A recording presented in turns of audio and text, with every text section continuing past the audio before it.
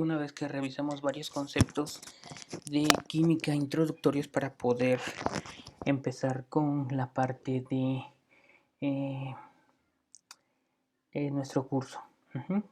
Entonces, bueno, vamos a comenzar con la parte de la química. En este caso, una pequeña introducción de cómo, desde dónde surgen los conceptos principales de química.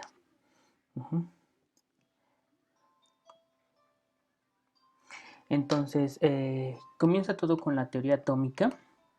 En 1804, John Dalton propuso la existencia de átomos y no solo postuló que los átomos existen como ya se había hecho con los filósofos griegos antiguos, sino también le atribuyó ciertas propiedades. Sus postulados fueron los siguientes. 1. El primer postulado nos dice que los elementos están formados por compuestos.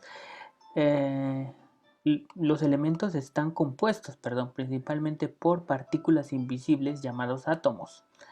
Todos los átomos de un elemento dado tienen la misma masa y la masa de un átomo de un elemento es dado diferente a la masa de otro átomo de cualquier otro elemento. O sea, todos los compuestos tienen diferentes masas.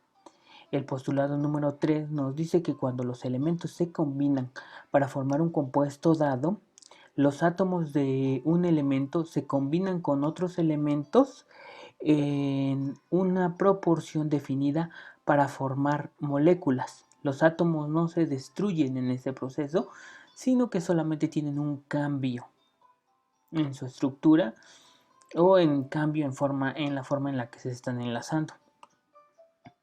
El número 4 nos dice, los átomos de dos o más elementos pueden combinarse en diferentes proporciones para formar diferentes compuestos.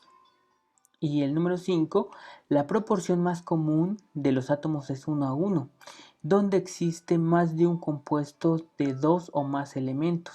El más estable es el que tiene una proporción de átomos 1 a 1. Este postulado es incorrecto y fue cambiado posteriormente. Los postulados de Dalton rápidamente estimularon una actividad entre los químicos que buscaron probarlos o refutarlos.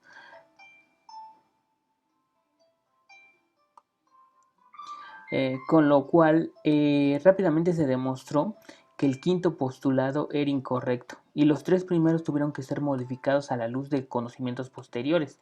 Sin embargo, los primeros 4 postulados estaban lo suficientemente cerca de la verdad como para sentar las bases de la comprensión científica de las relaciones de masa entre los compuestos químicos y las reacciones químicas. Los postulados de Dalton se utilizaron para explicar después 3 leyes cuantitativas que también ya se habían desarrollado un poco antes de que él propusiera esta teoría. Estas 3 leyes cuantitativas son las siguientes. La primera ley que vamos a estar utilizando es la ley de conservación de masa, la cual se obtuvo a partir de los postulados de Dalton. La ley de la conservación de masa establece que la masa no se crea ni se destruye en una reacción química o cambio físico. O sea, siempre van a permanecer la misma cantidad de masa.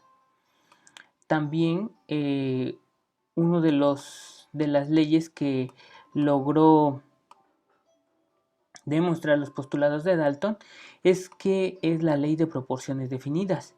Esta ley establece que cada compuesto químico está formado por un elemento en una proporción definida de masa.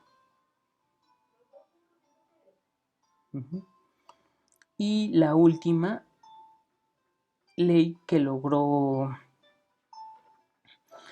se lograron establecer a partir de los postulados de Dalton es que establece que cuando dos o más compuestos diferentes se forman a partir de los mismos elementos, la relación de masa de cada elemento en los compuestos para una masa determinada de cualquier otro elemento es un número sencillo.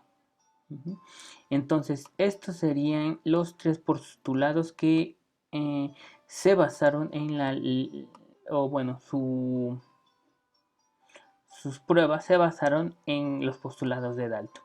Ley de la conservación de masa, ley de proporciones definidas y ley de proporciones múltiples. Vamos a ver un ejemplo de estos tres.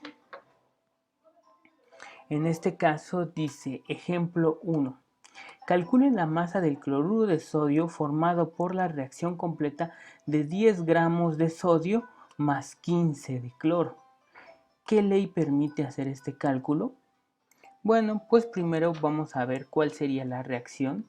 En este caso nosotros teníamos primero, dice que se va a formar cloruro de sodio, que sería sal de mesa. Entonces ya tenemos el producto. Sería cloruro de sodio.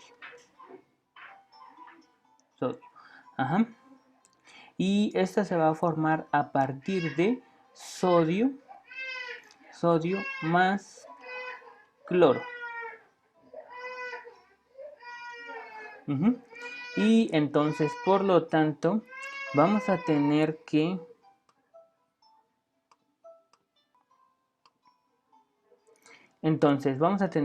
al principio vamos a tener 10 gramos de sodio, 10 gramos de sodio más de cloro tenemos 15.4 gramos.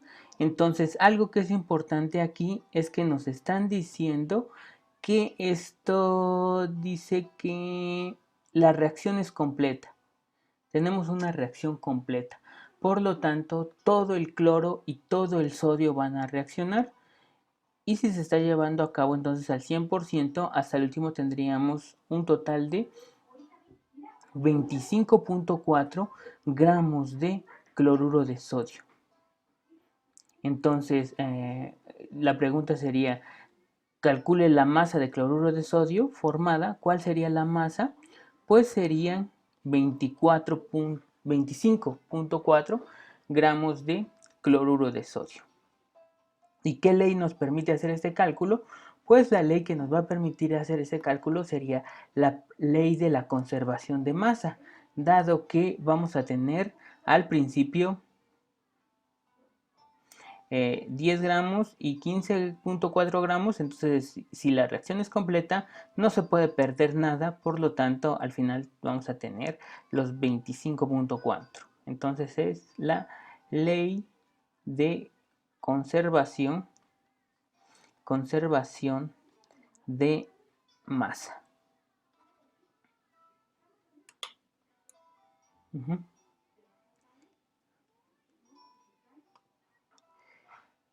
La siguiente, tenemos un segundo ejemplo. Nos dicen, calcule la masa del oxígeno que se combinaría con 2 gramos de magnesio si reaccionan 0.66 gramos de oxígeno con 1 gramo de magnesio. ¿Qué ley permite hacer ese cálculo? Entonces, esta ley está basada principalmente en la ley de proporciones definidas. Ley de proporciones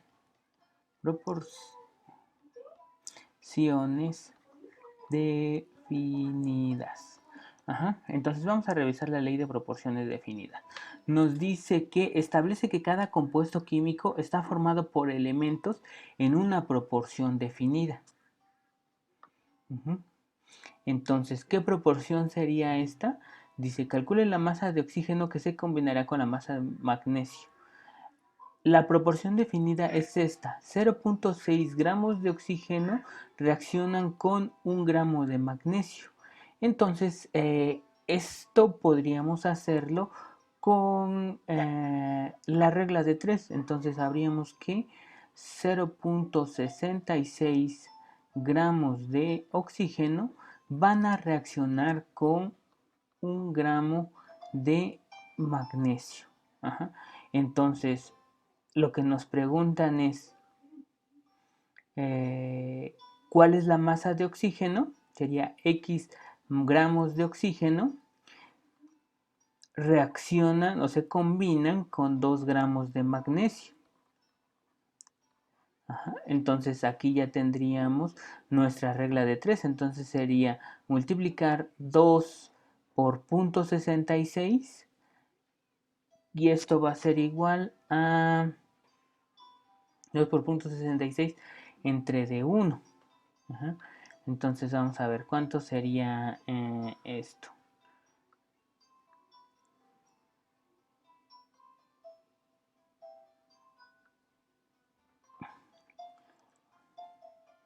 Entonces 2 por 0.66 tenemos 1.32. Entonces X va a ser igual a 1.32 gramos de oxígeno. ¿Sí? Entonces eso es lo que necesitamos, saber cuántos gramos de oxígeno se van a combinar con 2 gramos de magnesio. ¿Cuántos gramos? Serían 1.32 gramos.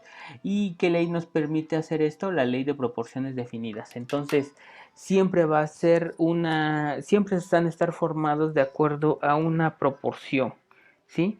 Nos tienen que dar la proporción para que nosotros podamos calcular las cantidades mayores o menores que van a reaccionar y que van a formar otro compuesto.